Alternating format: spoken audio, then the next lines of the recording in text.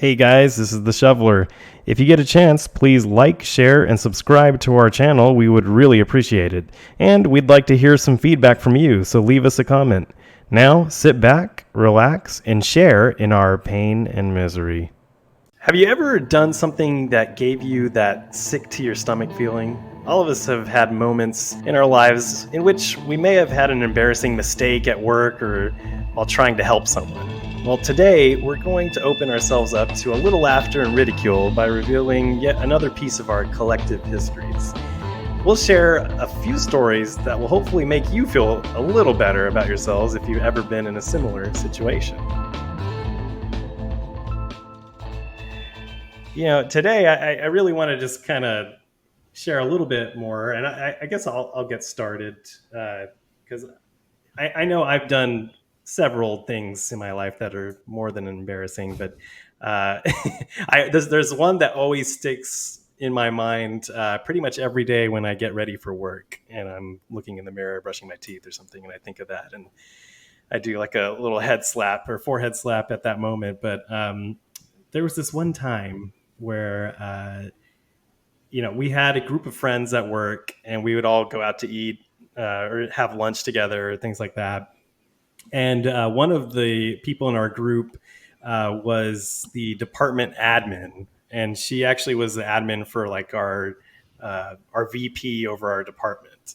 And and so she was a very friendly woman. Everybody got along with her in the department, and she was just very friendly and funny. And she also happened to be a very pretty woman. And so, either way, she was in our group, and she had very curly hair. And so we are always also used to seeing her with like really curly short hair. And one day she comes into the office and her hair is like completely straightened or straight. And when she straightens her hair out, it becomes extremely long. So like we were all like, when we saw her that day at lunch, we were all like, whoa, we've never seen you with long hair before, and straight hair at that. So it was just, everybody was like commenting on it, things like that during the day.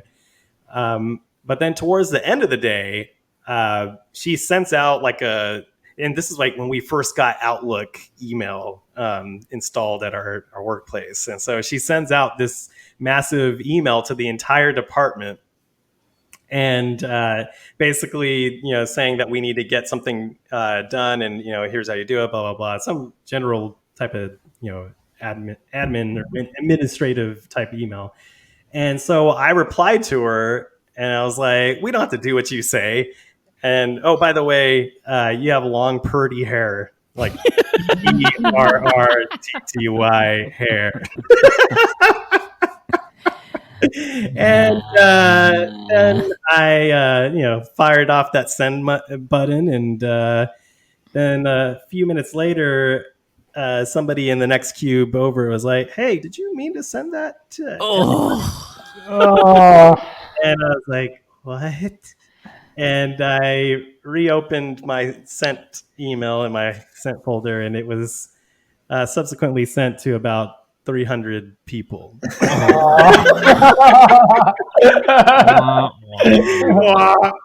then at that point, I proceeded to freak out. And I don't know if do you guys remember a couple of years ago, it might have been more than a couple of years ago, but there was a Super Bowl commercial for Bridgestone tires. And there's like these two friends that they're sitting in a cubicle together, and like one of the friends like sends off an email, and he's kind of smiling to himself, and his friend next to him is like, "Hey, Rod, did you mean to send that to everybody, or mean to hit reply all?" And he's like, "Huh?"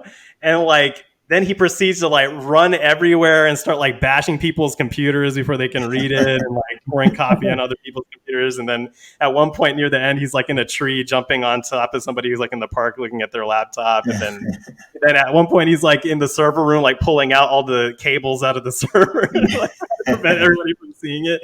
But like then he like comes and sits back in his desk, and then like his friend is like, "Oh, you know what? That would have been a huge mistake if you did." Like, no, never mind. You didn't actually send it to everybody. But unfortunately, that didn't happen to me. I was like, I look and I'm like, oh no, what am I going to do? And I'm like pacing back and forth, and I happen to look out the window and I see one of my buddies kind of walking out to his car, and I'm like, oh, he knows this stuff. Like, he could probably tell me if there's a way to, stop this email from getting out. Because in our old email system, you could actually retract an email back out of somebody's inbox. But unfortunately, Outlook doesn't allow that. So, I call him up and he's like, you could try retracting the email in Outlook. There's a function actually to, retract the email. So I was like, okay, I'll try that. And I run back to my computer. I try retracting it. And then I proceed to get like several hundred retraction failed response emails from everybody in the department. I'm like, and so, like it was so bad. I got ragged on for the next several years. And I think even one of my coworkers, like every time we get a new person on our team, like he somehow brings it up. Just like, shut up. So that was a huge thing. And then, like later on, I found out that our VP that the admin reported to was like, she had access to his email. So she was like, she's a good friend of mine. So she was like, going to try to pull it from his inbox where he saw it, but he already saw it because it got sent to his phone. So there was like no way to retract it. Yeah. So, he was like, is there anything you need to tell me about to that, the admin? And she was like, no, we were just joking around. And, so that was I still, every so often, it'll just come up in the back of my mind. And it's like, oh, man. Like, that was probably my worst work embarrassing moment. Did your supervisor say, or manager, anyone say anything to you? I don't think so. I think, there were several people, like even a few people outside of our department that actually received the email too. So it was, and lots of higher ups. So but nobody directly said anything. I'm sure they knew that was like probably the most embarrassing thing that, I could have gone through. So they didn't want to like press it at all. But I mean, of course, my coworkers definitely messed with me for like, weeks after that, when we were all hanging out and stuff. So that was fun.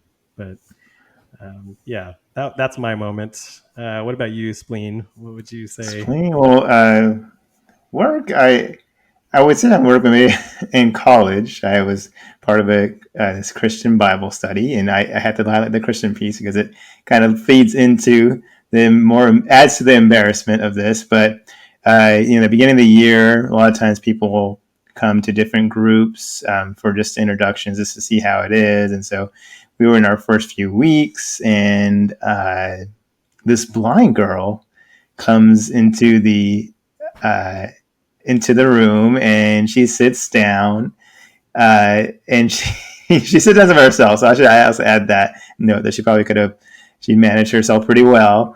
And she's hearing the conversation, and then she's finally like, oh, you know what? I think I'm in the wrong room. And something else I should know is this like this first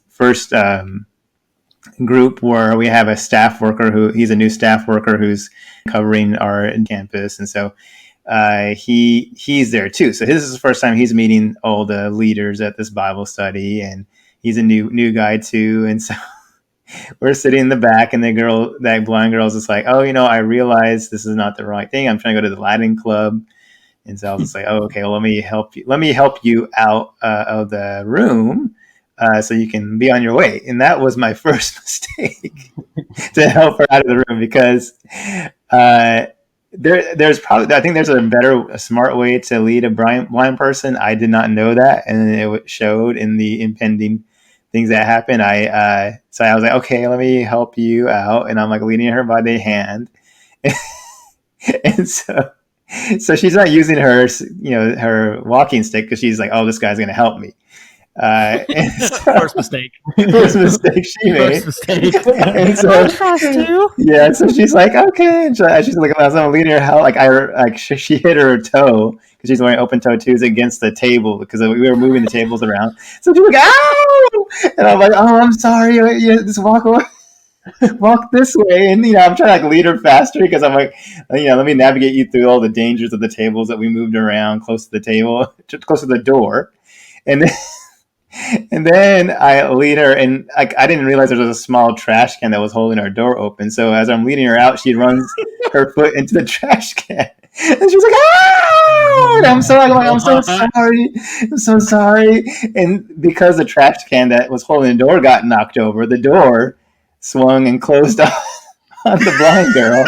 Oh my And god. she's like, "Ah!" And I'm like, "I'm so sorry." And by this point, I'm like sweating, and my heart is like pounding so hard. And she's like walking out. And there's like I guess like a general person that's providing directions in the hallway, and so she's like trying to get away. She's like, "Stay away, stay away!" And I'm like following her because I'm trying to make it right, and somehow by apologizing over and over again. And she's just like, and so she goes up to that guy, and I'm still like, "I'm so sorry," and she's just like, "It's okay," and like she honestly she just wanted me to get away from the pain. I told me it's okay, and so I walked back in. The staff was like, "Hey, did she chew you out?" And I was like, "Yeah, yeah." Or she was upset, and I always thought like afterwards, every time I saw her on campus, I didn't even want to like speak because I thought like she's gonna detect my voice, and she's gonna be like, "No, no!" She smells it. I want to be like. I'm like, "Do you remember me?" No, stay away.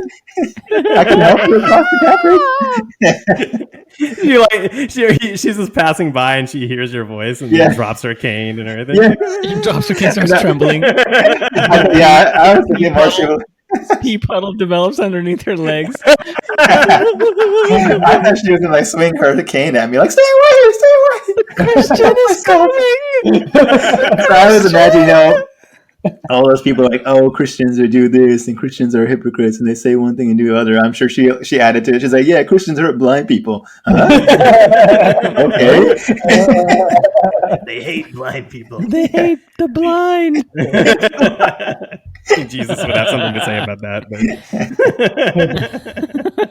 But. So that was definitely like it's stuck in my memory. Now it's like I think I'm free from the guilt, but hopefully she didn't have any lasting traumatic effects from her being beaten by. She just wears steel-toe boots everywhere she goes. She probably, yeah. You taught her a good lesson.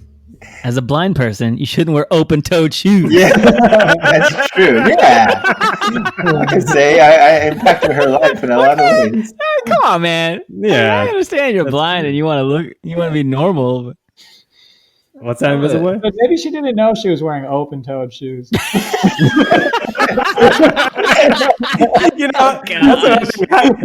Yeah, I don't want to get any deeper into this. Like, we're going to say something I'm going to regret. Kind of raise up the alternate possibility of why she was wearing the open-toed shoes.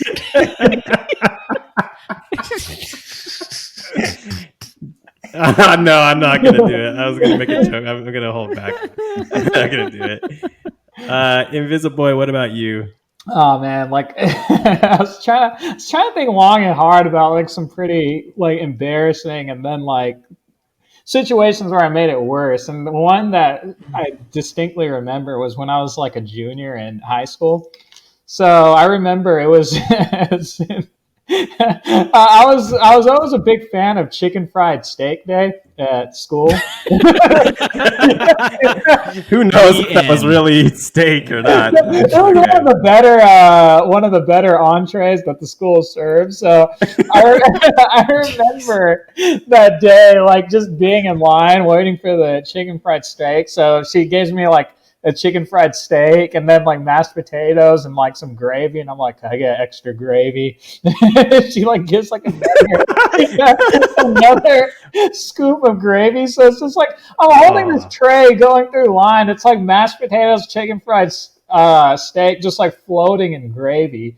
And I remember everything was floating. So at one point, I thought the chicken like almost like fell off the tray. So I tried to like balance it with my hand. Like I was kind of like moving it back and forth, trying to make sure it didn't fall off the tray. And at one point, I just lost control. Like I couldn't do it anymore. So I knew it was all going to fall, and I didn't want it to land on the ground. So I tried to jam it into something, like to prevent it from going.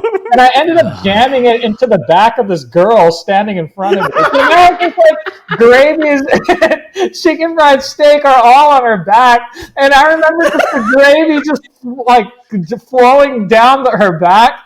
And she turned around and she looked at me. And what was worse, she had this look of like 20% anger, 80% just embarrassment.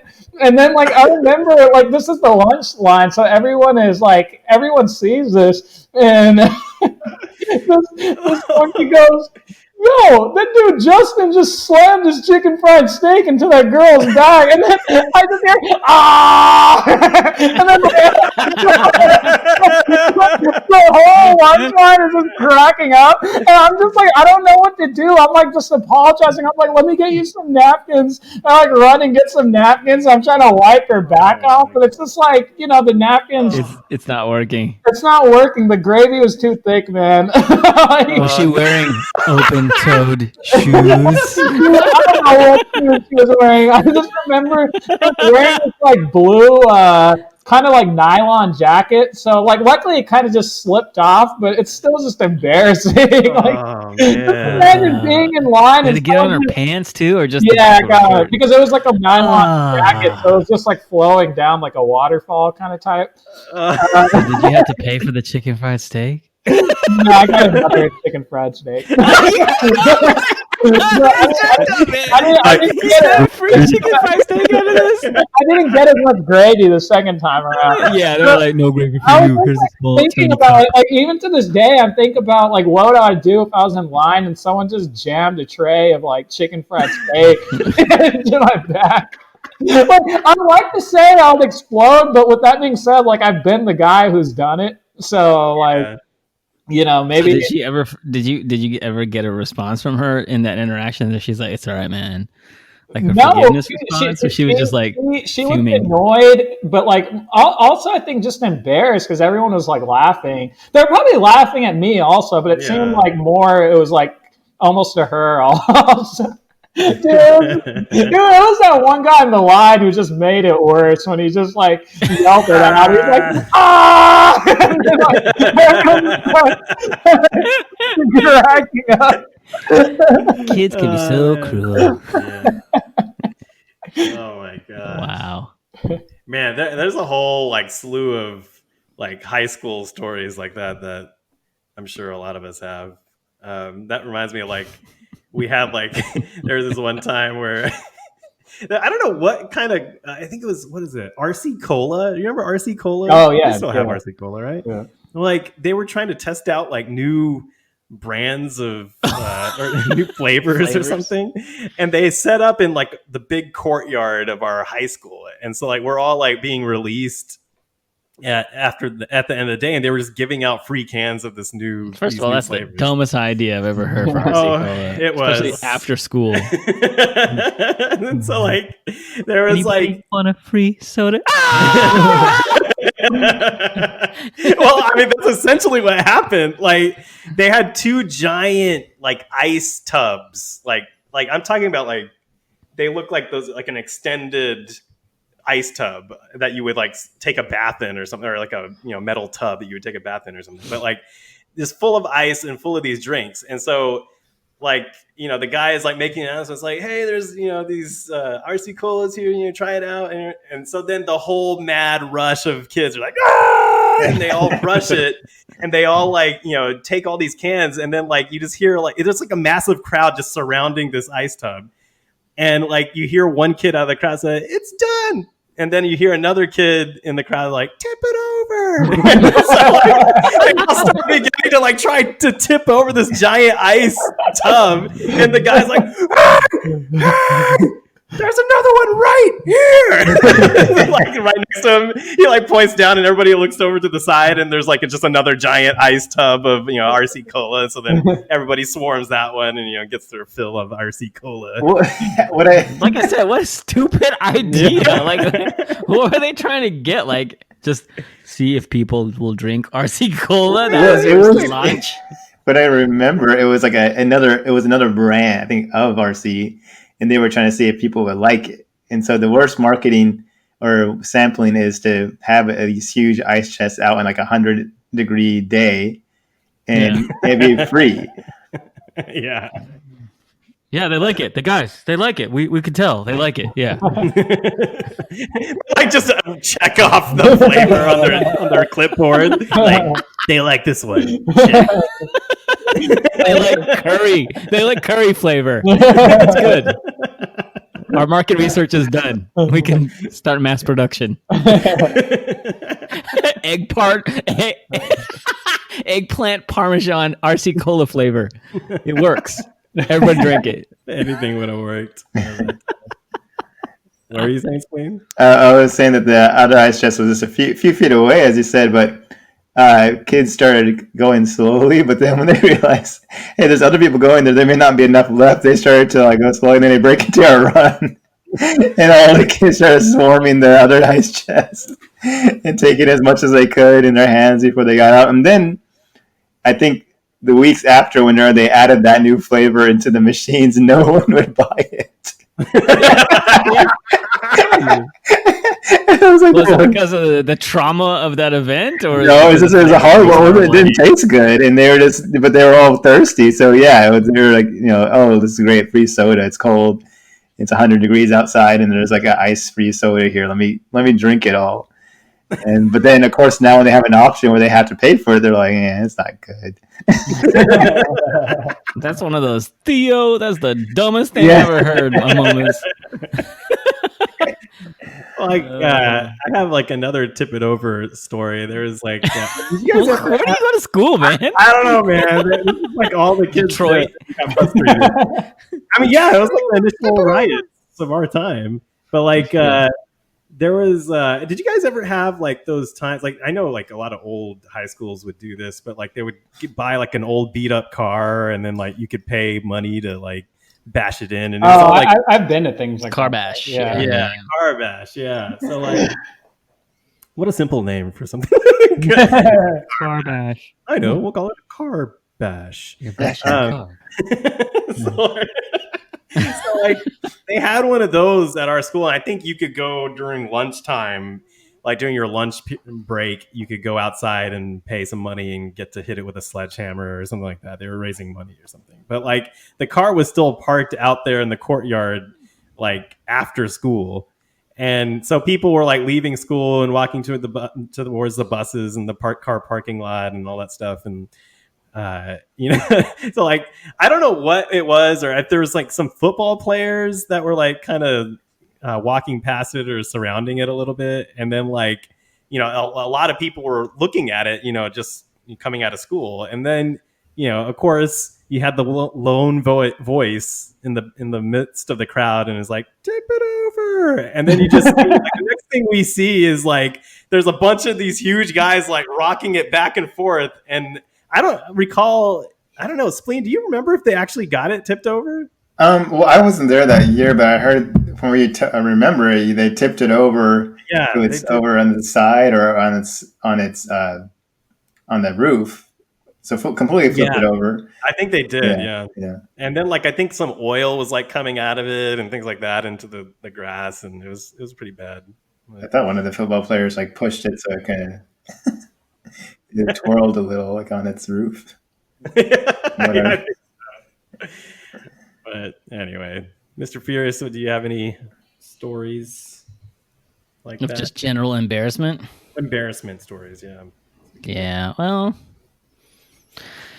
I think the biggest recent one was like, so I work in my work. We do a lot of Zoom calls, and we even before COVID, and so this happened like, oh man, last year, and so I lead a team, and so I'm talking to them on the team, and I'm like trying to get a lot of camaraderie in the team. So we started to do Zoom calls with video on. Mm-hmm. So we're all just talking and stuff. And, part of our meetings is not just talking about status of different projects, but also to talk about think about new ideas, come up with new strategies. And So like, now that I'm working at home or have been over the last couple of years, you have the ability to walk around at your house if you want and, have your headphones on. You could just walk around, right? So, yeah. So anyway, so I had this, I have a couple monitors on my desk and I was moving around between windows. And so I ended up covering up the video screen. So I couldn't see that people, their faces and stuff, but I could just see the window I was talking about. And I so You pulled a Jeffrey Toobin. So no.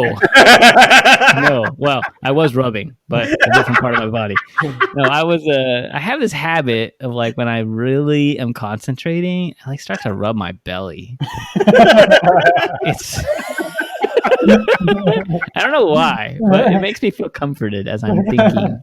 And so I was rubbing my belly as I'm talking, and it would be okay. I mean, like, people rub their bodies or rub eyes, and it's not like embarrassing, right? But like, I have this habit of like pulling up my shirt and rubbing my belly. So I'm thinking about this topic, and I'm just talking into the mic and not looking at the camera, and then I end up standing up at my desk, and I start to rub my belly. And I pull up my shirt and really give it a good rub. And all of a sudden I hear from one of my coworkers, he goes, "What the hell?" And I was like, "What? Huh?" And I realized at that moment I have my hand on my belly with my shirt up and I'm standing. So my belly is right in the camera of the laptop. And I realized, like, oh. Pulled down my shirt. And everybody's like, what? Like, apparently some people were just listening and not paying attention to the screen either, but a couple of them did. I was like, oh my God, I'm so sorry.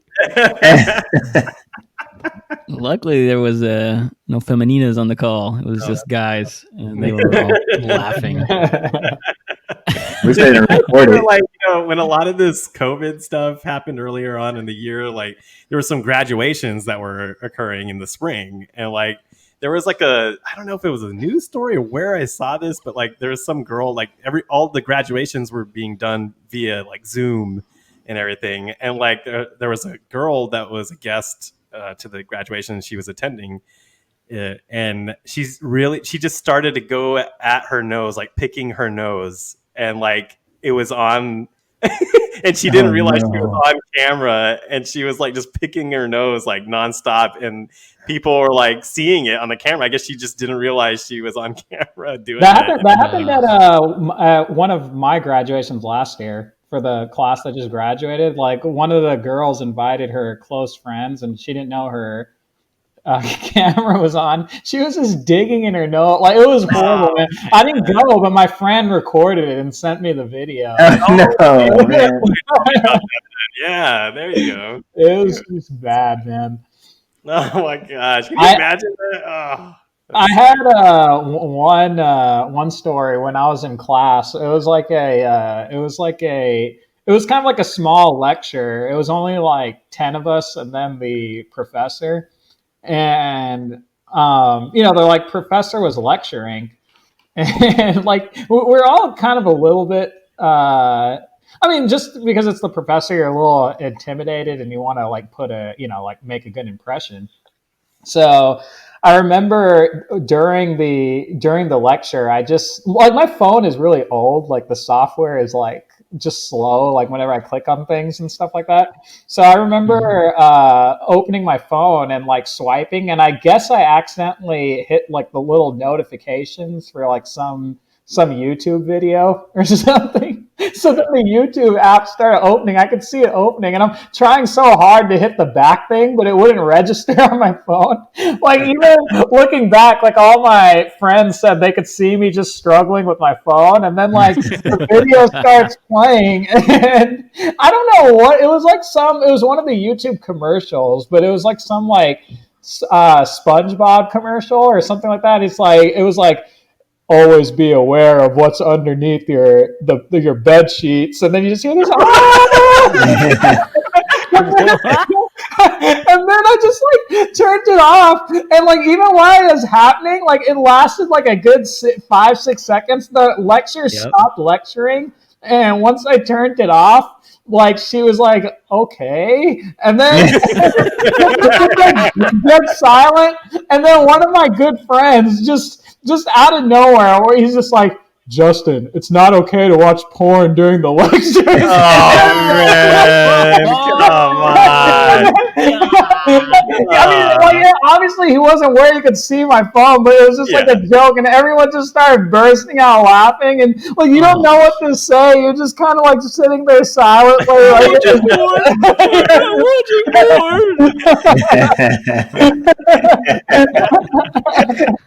I I swear, look at my phone. And then your phone won't turn on and everything. And then the worst thing, they were all like, they could tell like I was embarrassed, so that was like the running joke. Like after class, I was just like, dude, it was a commercial, and they're like, all right, show me the commercial, and of course I can't find the commercial, right? No, I can't find it. Like, okay, Justin, it was a SpongeBob. Okay, Invisible, it was a SpongeBob commercial. Well, for my namesake, I can say back. This is going way back into elementary school, but I farted on my whole class one time.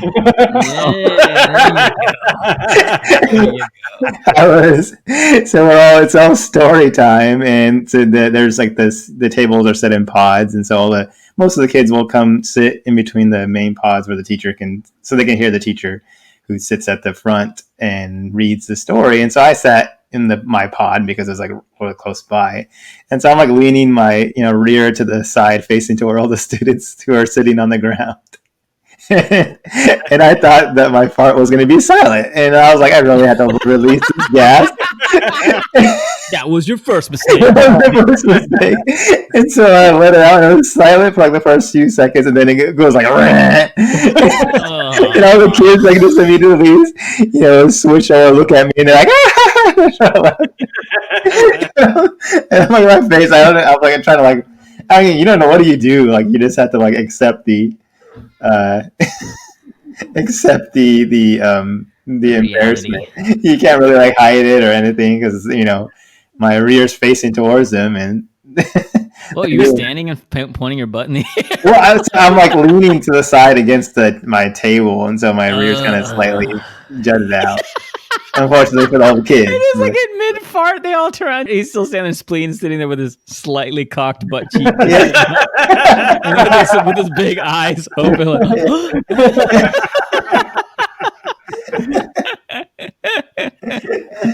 Nice. Oh my gosh.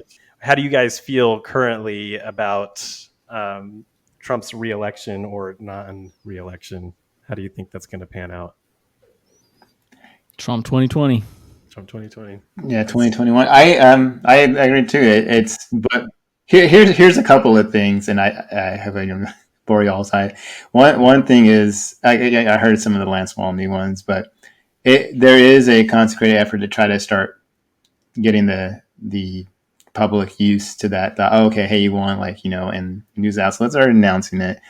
I think there is a genuine fraud that's occurring, and I do believe that Trump will win, but it's going to go to the Supreme Court, and people are going to be so upset about it because again, the media is still trying to say it's a legitimate election. So when the Supreme Court rules, and if they're judging neutrally, and they rule in his favor because there is enough proof, that they're going to be upset because they've already assumed and it's going to be assumed that this is stealing the election. And so there's actually even one prophecy that said you're going to see turmoil until January 18th, the day 18th of next year. So just continue to be praying because they don't see the resolution happening for the next 2 months. But there's a call for the church body to just be praying hard and interceding and standing on the prophecies that share. But it's not again because of Trump that we need to have Trump in office, like he's specifically this savior, but because of what his beliefs are, he's really and his philosophy and the people that God's going to use him to put others in place. That's why he's that candidate. But there's even in the church body, there's so many people focused on what he says, and you see there's a lot of people who voted for against Trump, but then down the ticket they voted like Republican.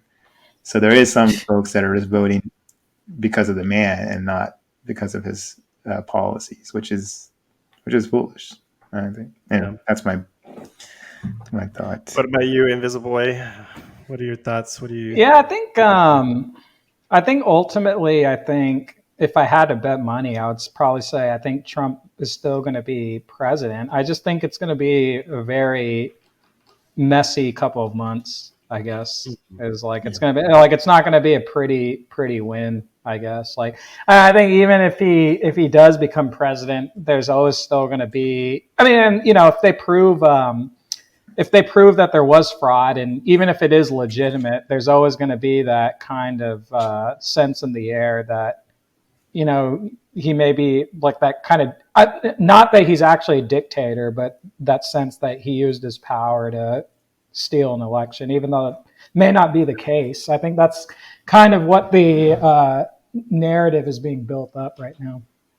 Yeah, him nominating ACB right before the election was kind of a just in the nick of time type situation. Can you imagine it happening any other way if RBG didn't pass away and then that Supreme Court seat was open at that exact time, and he was able to confirm somebody just before the election? Like, I feel like, sometimes our timing isn't necessarily what God's timing is, and he has a plan, in place. His timing is just, it can be so different than what we would think would need to happen, but it's all for the best in the long run. And so I think my feeling at this moment anyway is that, yes, he'll end up taking the White House again or taking another 4 years, but to Invisible Boy's point, not with a lot of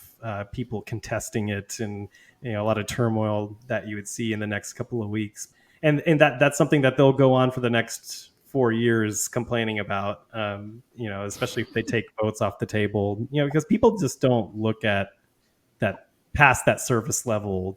He had some votes, but now he doesn't, and they're not going to think about, those votes were because of fraud.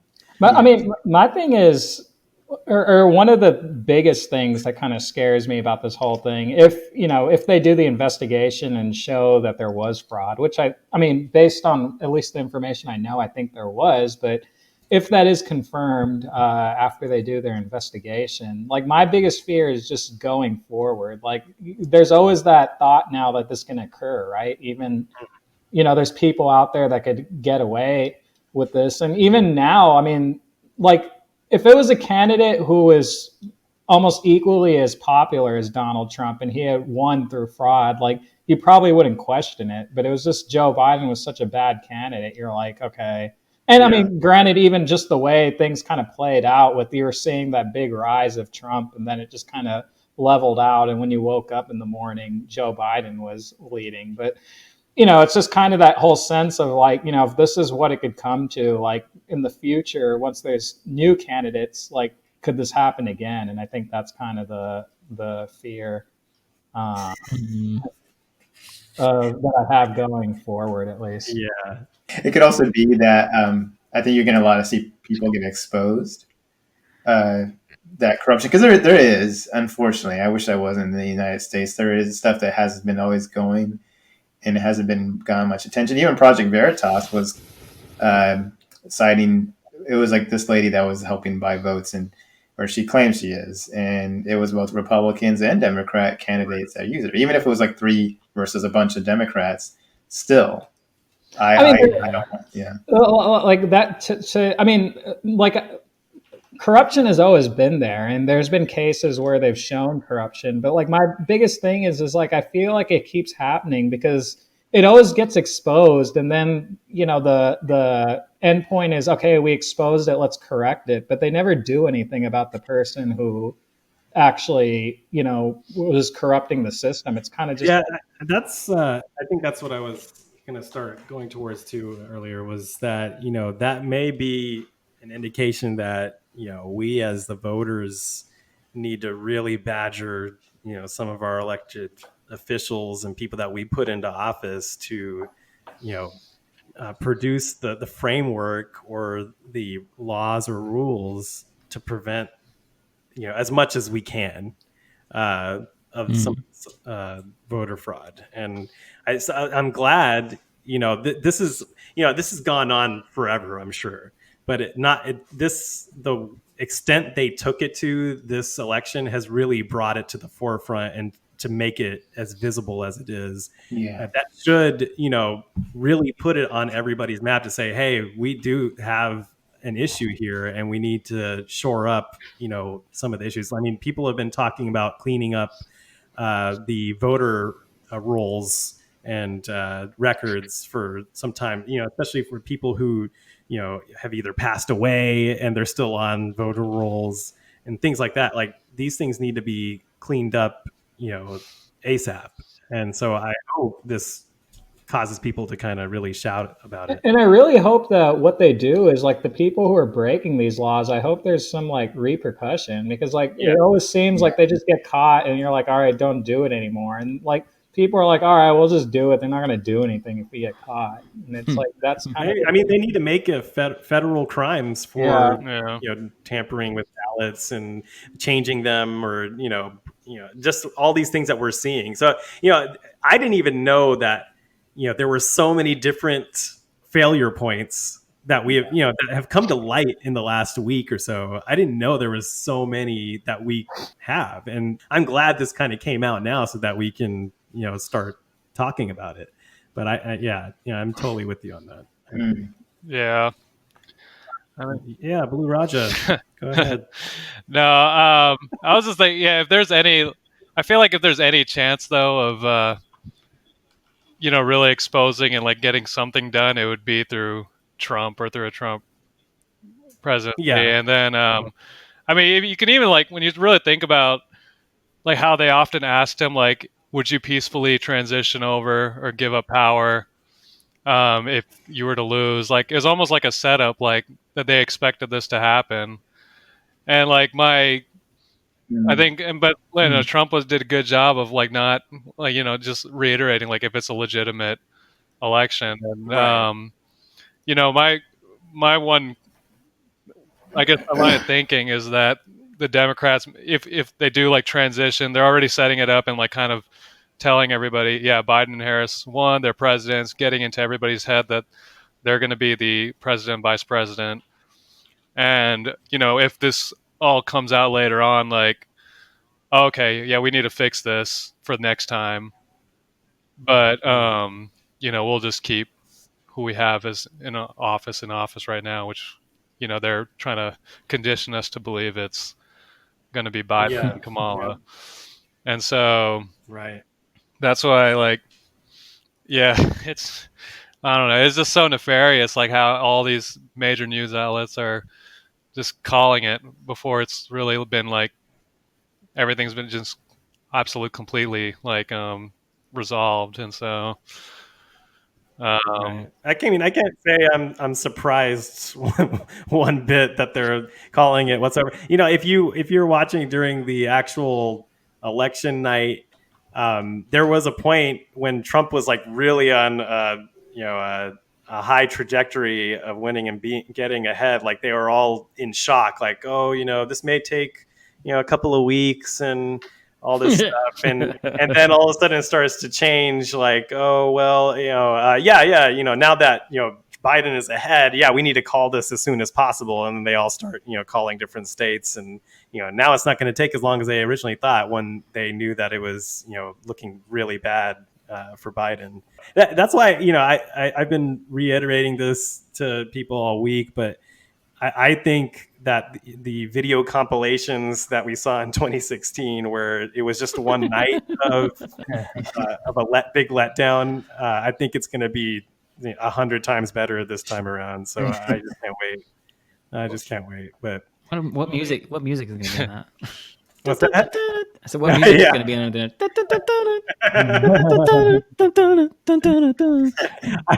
Today I saw like a semi one of those. I think Larry Elder put it out, and it had the Jaws music playing in the background. Yeah.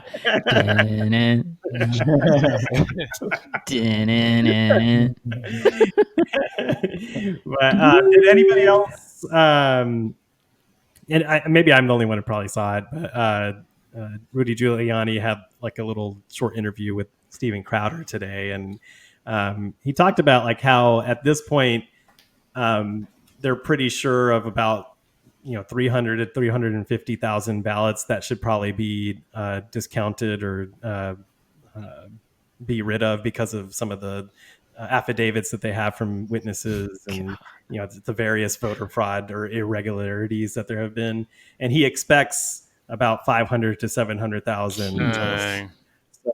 because they're not even done investigating everything. Like there's so many things coming in to their team and to the Trump lawyers and everything that they're still investigating everything. So and a lot of it has just been in Pennsylvania so far. Like they haven't even got to Michigan yet.